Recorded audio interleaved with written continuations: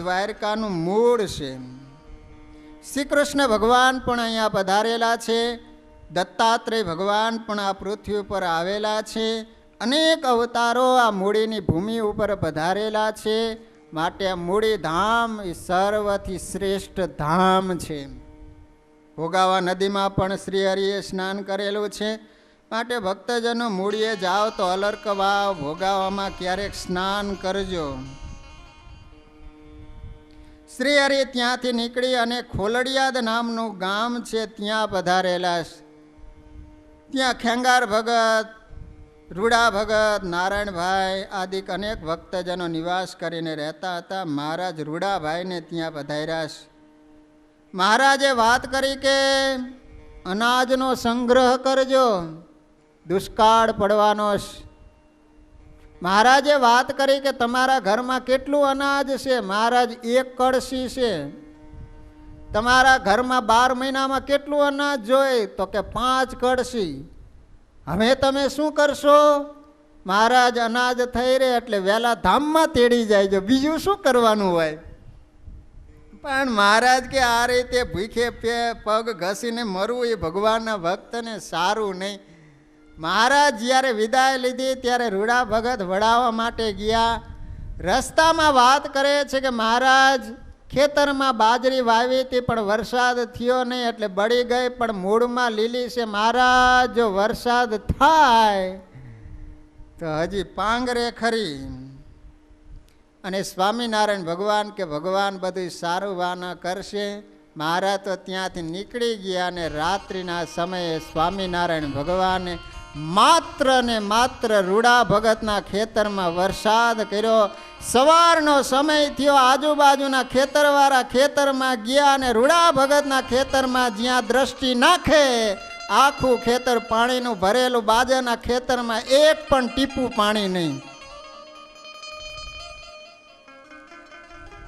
જોવા ગયા જ્યાં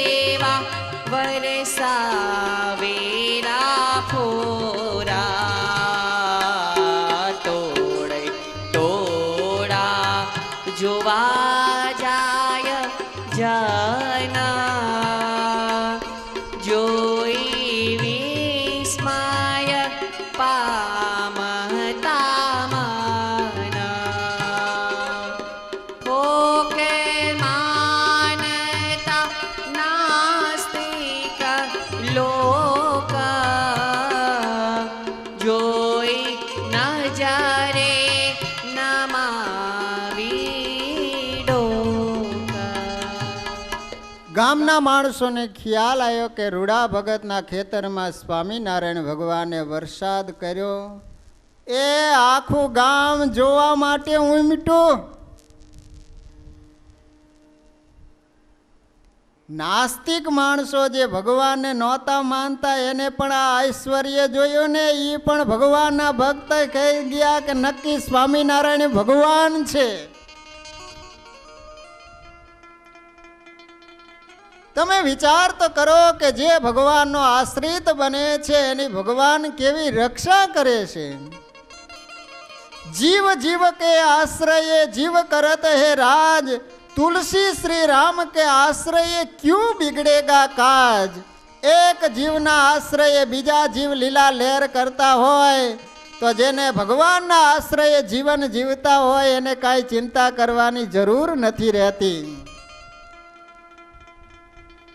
એક જંગલમાં ઓલી બકરી એક સિંહના પગલાના આશ્રયે બેઠી રહી તો જંગલના કોઈ પ્રાણીઓ બકરીનો વાળ વાંકો ન કરી શક્યા.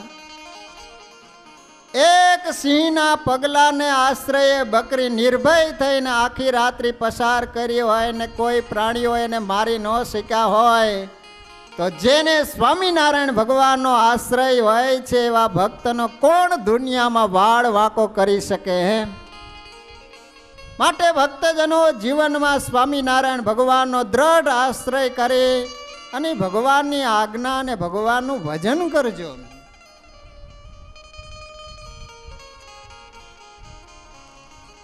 હર પડે ભગવાન રક્ષા કરશે.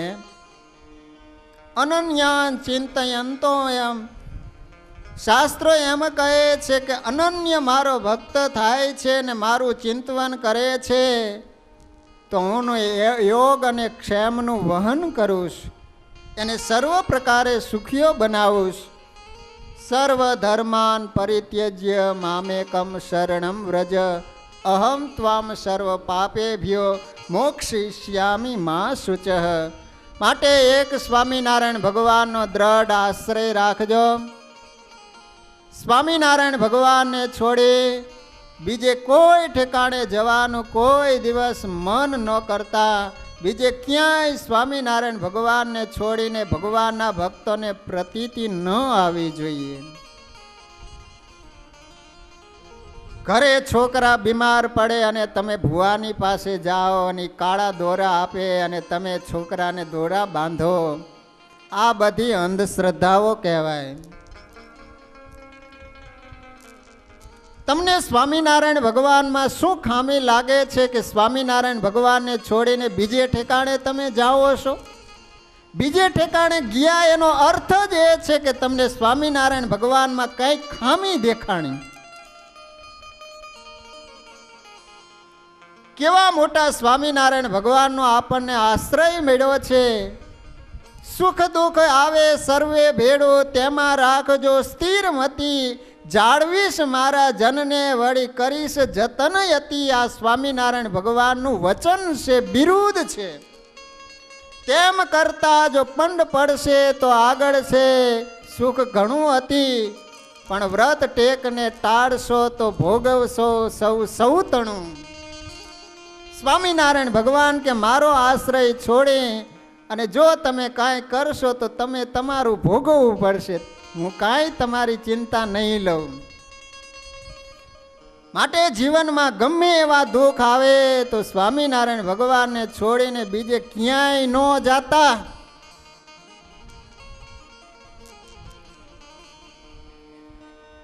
ઘણા સ્વામિનારાયણ ભગવાનના ભક્ત હોય ને તો હાથે કાળા દોડા બાંધ્યા હોય છે, કંઠી પહેરી હોય તો અંદર એની અંદર કેટલી ડોડીઓ નાખી હોય. બોલો એ કંઠીમાં તમને શું ખામી દેખાય કે બીજી ડોડીઓ અંદર નાખવાની જરૂર પડે છે? કપાળમાં તિલક ચાંદલો કરો, ગળામાં કંઠી રાખો, કોઈના બાપની તાકાત નથી કે તમારો વાળ વાંકો કરી શકે. કોઈ ભૂત પ્રેતની કોઈ શક્તિ નથી કે તમારામાં પ્રવેશ કરી શકે. પણ એવું ધર્મપરાયણ અને આજ્ઞાપરાયણ આપણું જીવન હોવું જોઈએ. નકર કેટલા સત્સંગીના છોકરામાં ભૂત આવે છે ને, કારણ કે મહારાજની આજ્ઞા લોપી હોય એટલે જ પ્રવેશ કર્યો હોય. નહીતર ભૂતની શું તાકાત છે કે ભગવાનના ભક્તની સામે નજર પણ કરી શકે? કદાચ દુર્જન લોકો પાપી હોય ને એની બાજુમાં ભગવાનનો ભક્ત બેઠો હોય ત્યાં સુધી યમદૂતની પણ તાકાત નથી કે એ જીવાત્માને લેવા આવી શકે. એટલો બધો ભગવાનના ભક્તનો મહિમા છે. સિદ્ધને રહીએ રે કંગાલ રે સંતો, સિદ્ધને રહીએ રે કંગાલ. જ્યારે મળ્યો મહા મોટો માલ સંતો, સિદ્ધને રહીએ રે કંગાલ. આપણને કેવી મોટી પ્રાપ્તિ થઈ છે. એટલા માટે તો ગુણાતીતાનંદ સ્વામી કહેતા કે જીભ ઝાલીને બોલીએ છીએ જેમ છે એમ સ્વામિનારાયણ ભગવાનનો મહિમા કહીએ ને તો તમે બધા ગાંડા પાગલ થઈ જાઓ. તમને બધાને રૂમમાં પૂરવા પડે. શું સ્વામિનારાયણ ભગવાનનો મહિમા છે. એ રાજાની રાણી બની અને ગામમાં ભીખ માગવા માટે નીકળતી હોય ને, અને એ વાતની જ્યારે રાજાને જાણ થાય ને તો હાથમાં સોટી લઈ અને 2 ચાબુક મારી અને રાજમહેલમાંથી કાઢી મૂકે. કારણ કે રાજાને એમ છે કે આને ખ્યાલ નથી કે મારો ધણી કોણ છે. એમ આપણને ખ્યાલ હોવો જોઈએ કે આપણા ધણી કોણ છે. આપણા સૌના ધણી સ્વામિનારાયણ ભગવાન છે.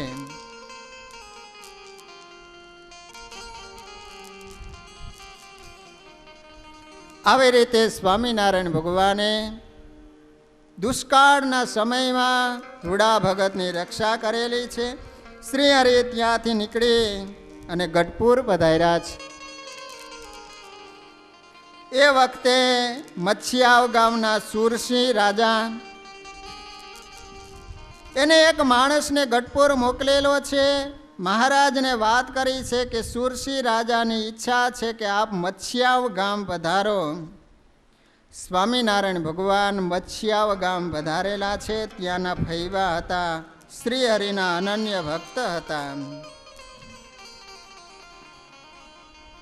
મહારાજ ત્યાં 1 મહિના સુધી રોકાણેલા છે.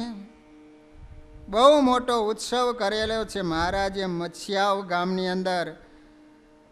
ત્યાં મહારાજે બ્રાહ્મણોનો ખૂબ મહિમા બતાવ્યો છે કે ભક્તજનો, બ્રાહ્મણ છે એ ભગવાનનું મુખ છે. અને અત્યાર સુધી હિન્દુ સંસ્કૃતિને ટકાવી રાખી હોય તો એમાં બ્રાહ્મણોનું બહુ મોટું યોગદાન રહેલું છે. માટે હંમેશને માટે બ્રાહ્મણોની સેવા કરીને બ્રાહ્મણોને રાજી કરજો. બ્રાહ્મણો રાજી થશે તો તમારી ઉપર ભગવાન રાજી થશે. અત્યાર સુધી વેદને પણ ટકાવી બ્રાહ્મણોએ રાખ્યા છે. સ્વામિનારાયણ ભગવાને મચ્છિયાવ ગામમાં 2 મુખે બ્રાહ્મણોના વખાણ કર્યા છે. એટલો બધો બ્રાહ્મણોનો મહિમા બતાવ્યો છે સ્વામિનારાયણ ભગવાને. ત્યાં શ્રી હરિએ દામોદર ભગવાનની પ્રતિષ્ઠા કરેલી છે. કહેવાય છે કે મહારાજ મચ્છિયાવ ગામમાં ઘણી વાર પધારેલા, પણ એકવાર બનેલું એવું કે સાસુ અને વહુને કાંઈક બોલાચાલી થઈ અને ફૈબાએ વહુને પિયરિયામાં કાઢી મૂકેલા. સ્વામિનારાયણ ભગવાન સંતોની સાથે મચ્છિયાવ જતા હતા. સંતોને વાત કરી કે તમે આગળ જઈ અને બધી તૈયારી કરીને રાખજો, અમે પાછળથી આવીએ છીએ. સંતોએ રસોઈ તૈયાર કરીને રાખી છે. હવે આ બાજુ વૈચમાં મેલાસણ નામનું ગામ આવે. એટલે વહુને ખ્યાલ આવ્યો કે સ્વામિનારાયણ ભગવાન મચ્છિયાવ જઈ રહ્યા છે. એ દીકરી આવી, શ્રી હરિની માણકી ઘોડીની સરગ ઝાલી, 2 હાથ જોડી પ્રાર્થના કરી અને પ્રભુને કહે છે કે પ્રભુ, અમારે કાંઈક બોલાચાલી થઈ, એને કારણે મારા સાસુમાએ મને ઘરમાંથી કાઢી મૂક્યા છે.